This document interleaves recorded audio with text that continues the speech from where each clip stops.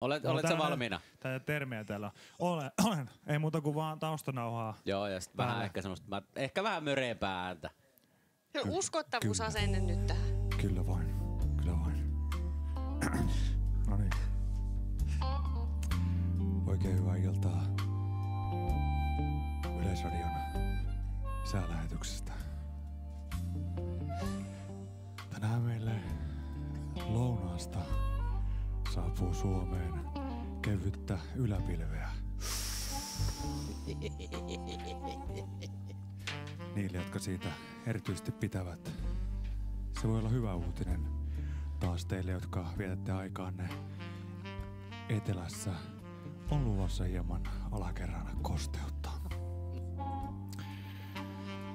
Koko Suomi saa pikkasen pintaa pöydälle, mutta erityisesti Oulun seudulla on luvassa pieniä kuuroja, jotka kuolevat yön aikana. Voi kuurot. He eivät kuule, kun kuolema tulee. Lisäksi ainakin täällä Luoteessa sieltä on odotettavissa erilaisia kinkkejä, joita etsitään ympäri Suomen erilaisilla parametreilla. Anteeksi, mulla sulla on kuivuu tässä. Lisäksi Suomen pohjoisosaan, varsinkin tänne Sallan suunnille on tulossa hieman utarepilviä, eli niin sanottua rankkaa ja tukalaa mammatusta.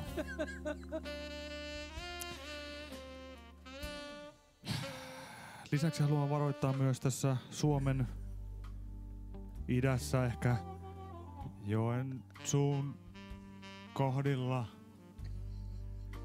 että teille ikäviä uutisia, koska kylmiä pisaroita saattaa sataa naamaa ja niin sanotusti ne ovat lakanoilla. Ja se on erittäin tukalaa, jos täällä Joensuun seuduilla niitä ehkä sitten saa naamaa. Kiitos, tämä oli Yleisradion erottinen sää ja seuraavaksi hieman urheilua. Kiitos. Oliko hyvä? Se oli mahtavaa. Se oli huikee.